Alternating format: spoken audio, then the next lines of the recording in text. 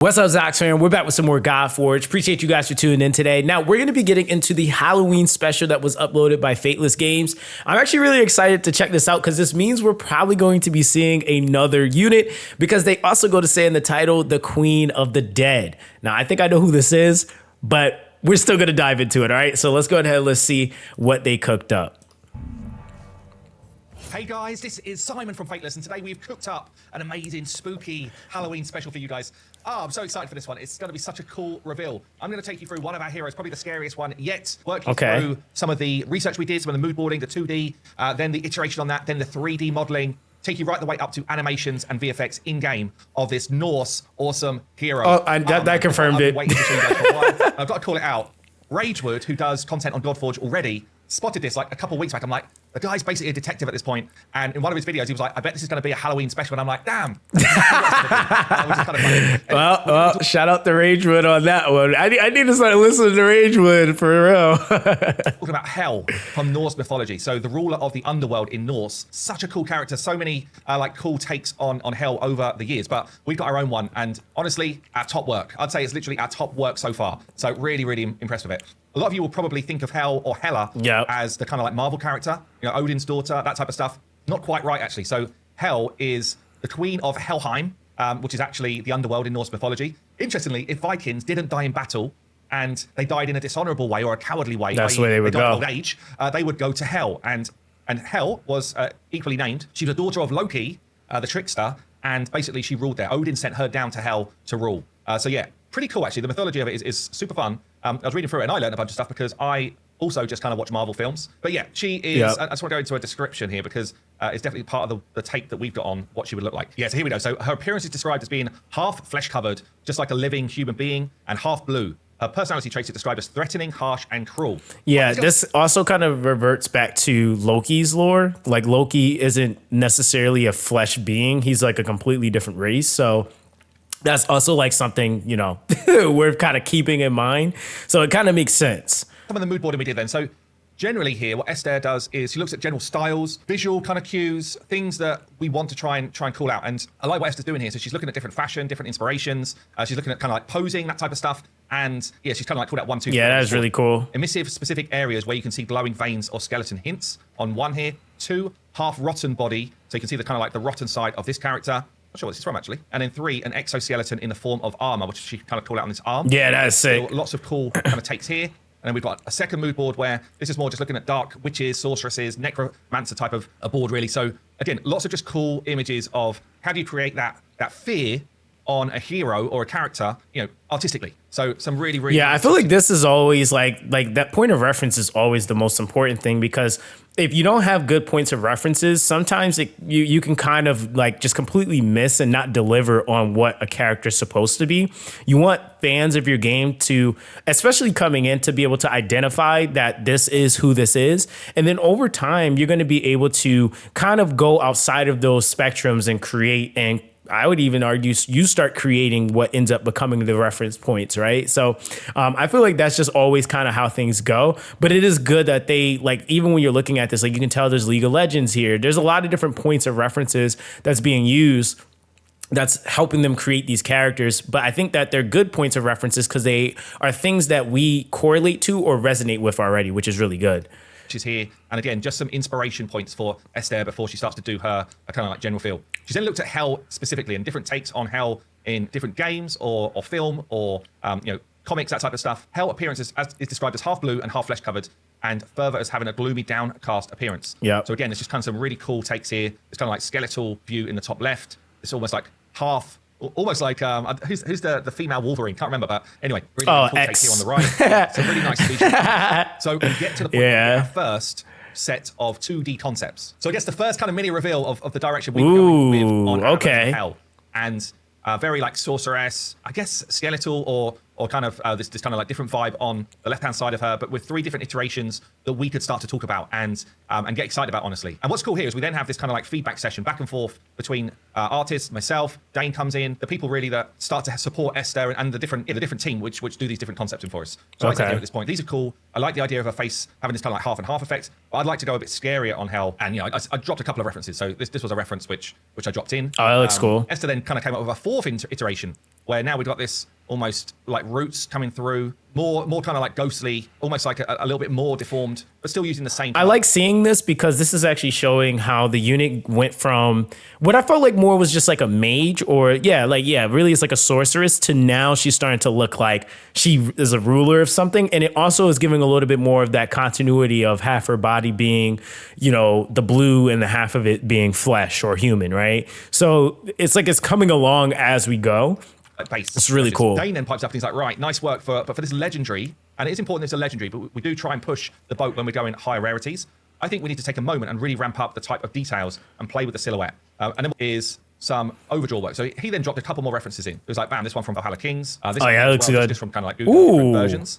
And Dane basically comes in with this one where he's done an overdraw. So he takes the final piece that Esther has done. And he's like, right, can we really ramp up different elements? And what he'll do is he'll literally break down the different pieces that he's looking to adapt or change, and he'll just do like a call out to different areas of it. So Dane's line drawing is immense, by the way. He's like so good at this in terms of knowing proportion, knowing. Yeah, his line drawing is really good. Really good. Like, it's amazing to see when he does this type of visual cue to support the concept team. And it really is like this kind of like 50-50 approach to trying to create something great, honestly. So I'm just going to take you through some of the notes that Dane made here. So it's basically like number 1, on the boots, we can use these leggings and instep armor. 2, the hood and twisted root branch, so this kind of like area around here. Oh, that's sick, we want to take it even further. Make it more. And at the moment, it's kind of like too understated. We want it to be much bigger and wrap even more.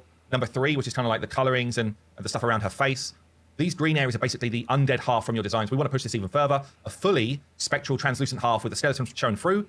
I've moved some costume elements to cover up the seams, but we want to take the opportunity to make a really spooky lady. Then we've got number 4, which is kind of referencing her arms and stuff. We can keep this sleeve shape, but maybe exaggerate it more.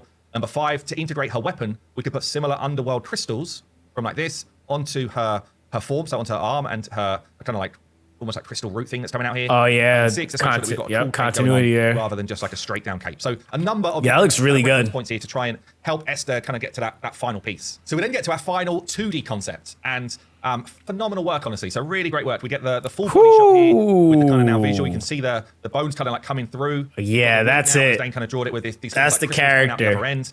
Guys, that's the character. Yo, like, come on, guys. Like, we don't get to see this type of stuff. As an artist myself, man, like, it's cool to see the parts of the process being like displayed, because a lot of times I feel like people get to see the finalized product, or, you know, there's a lot of videos on social media where, you know, you see people kind of like speed through the drawing process and then you get straight to the end. But it's like really cool to see the thought process. Like, a lot of these characters you think is just things that are thrown out there, but no, there's a lot of like detailing and back and forth and revamping and going back to the board, looking at more reference points, trying to like it's just so much that goes into this. And a lot of times I've even seen it to where you know, characters just completely get scrapped and they start over again from scratch. Like that, you know, like it happens, and it's really cool to see this unveiling and just the overall like just process, right? It's just insane. Like, it's a lot of work. It's kind of like real cool bodysuit going on, and then we've got a nice back view with almost like a flowing style cape. I really like the color scheme as well. It works so well. Yeah, very, very cool. That's really good. It's kind of like nice Norse style visual when you do the close up as well on, you know, the top of her, what do you call it? Like hood, top of her hood. And you just see the kind of like hair braid coming down. Really, really cool visual. So let's jump into 3D. So let's take you through some steps here. We've got day 2 of the block out. So what the artists tend to do, they get the general forms in. This is Walter, who is an absolute god when it comes to anything 3D design. Honestly, this guy's that looks good. So on day 2, you're already getting like the main shapes of her armor, her cape, you know, the general form coming in. Day 3, he starts to go in and do some face work. And all the time, not all the time, every few days we give a bit of feedback around general shape and stuff if we need to. But this one was going on really well. And obviously you can see that at the moment it's a fully human kind of look. We're then getting to day 10, where Walter's really like working on the armor specifically. And yeah, that's crazy. Torso detailing. Day 11, he does work on the neck. This is the way Walter works. Not everyone does it in this way, by the way, but Walter will just take piece by piece and like perfect that whilst he's doing his work. So it's a very, very cool way to see it, because you see all of the individual pieces being done. You can see this kind of like work on the arm here. And the nails. Definitely feel to it. We get to day 15, and he starts to do work on the face. Oh, so good. The work is so good. So you start to get this kind of rotten side of the face with the glowing eye. And that's crazy. It starts to be born, honestly. And when you then put the other pieces on, we're really getting a great visual, a great feel from the 3D. Got the decayed arm here, a bit of extra work on day 16, where he's really kind of like ramped up the visual on the arm. And then we get to the high poly final, which is all of the work done from a sculpting point of view. It's not all the textures yet. It's all of the work from a sculpting. You can see the whole right-hand side of her body has got this kind of like decayed feel. You've got the normal side of her body, the human side, on her left-hand side. So yeah, that's really good work. Reveal. This is when the hero is baked down. So what does that mean? So you take a high poly, which is a lot of polygons, you bake it down so that then you can retexture the model, and it will then work well on things like mobile, right? So this is like a look at a bake, which is one of the different elements we go through. He then starts to do the texturing work. So what does that mean? It's bringing in the sort of colors we'd actually want to see. Wow. And you can really get a feel now for that's the insane. Quality of Hell, looking absolutely insane in this visual, and Walter absolutely knocking it out the park on the visual. So this is before we're in game, and we start to get the 3D now turntable for her as a finished model with the textures done. Yeah, that came together really well. I love this one. It's so and brilliant. I love how like they did like the decayed like aspects of her on the face. like are so like subtle. Like they're there, like obviously you could tell it's decayed, but because of like the bones and like the glow to it, you still kind of get more of like this ominous feel. Like it's not just like, oh, she's rotten, like, but you feel like there's some sort of power to her. Like she's not just some rotten figure, like, or zombie.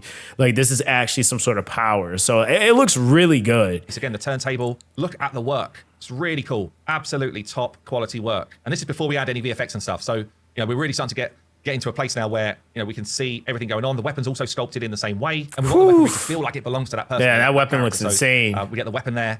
And I guess let's go into engine and start to look at the final reveal. So we then, once we've got a 3D model, we need to move on to animation, and we need to move on to obviously things like visual effects. And what we've done here, I'm just showing you some of the different work that we do along the way. So here is just some block out animation that Brandon from the team that does. looks good. So he's kind of like giving us initial feels for what an idol breaker might look like, what an idol might look like, and then we give feedback to him. So Brandon's done a couple here. This is just like a block out feel of it. Look at the fingers, just kind of like pulsing. Really, really cool. Very, very cool. So you can just kind of get a feel of what some of the animations will look like. So before the big reveal, I just want to show you some of the work we've done on rigging quickly. What we've actually got is way improved rigs. Like the rigs now are so much better than they were before, which means we've got like more flexibility in what we can do with the models. And here's a nice little demo here from Damon. Let's just get a dance in. But you can see some of the work that's been done in different areas of the rig without causing too much like pain for devices. And this is the thing, like there's only so much you can do to make mobile run smoothly for kind of like different level of devices, but we just wanted to add some different elements to our rigs. So we've now got some of the kind of eye movement possible. We've got mouth movement possible. Head movement, yeah. It's possible. Like there's a whole bunch of extra things we've added, which just means that we can give more character to the heroes that we're creating. Okay, so let's bring it all together. Let's have a look in engine, in game. We've got the portrait here on the left-hand side, which is really cool. Which is very, yeah, very she's probably one of the best looking characters so in the game. And then we get the in-game with some visual effects going off on the eye and the weapon, and we just get like kind of like a little flourish here for her idol break. Obviously, we still got to work through all of her ability animations and that type of stuff, but so good. Such a cool like release for Halloween. So enjoy your Halloween. That's nuts. We will see. They cooked this design. I will say, out of all the designs we've seen so far, this one, like just being able to go through the process, is probably one of my favorite ones. Still love some of the other characters, like I still like Anubis really, really much so, like Anubis, because he kind of is like kind of the same ordeal with like that whole rotten, kind of undead feel that you kind of have, but they still have like that cleanness to her. Like this character looks like exactly what they were aiming for. So I'm excited to see like more of this game as it develops, as it becomes what they're envisioning it to become. Again, this is one of my like top projects right now where I'm just like, yeah, I'm invested. I'm definitely invested. So yeah, Hell, Queen of the Dead. Let me know what you guys think in the comment section down below. Of course, go and show some love to Fateless in Discord if you want to give feedback and give some input on some things you might want to see in the game. That's going to be the place to do it. All right. So that's going to be that with this one, guys. Everyone, stay blessed. And I'll catch you guys in the next one.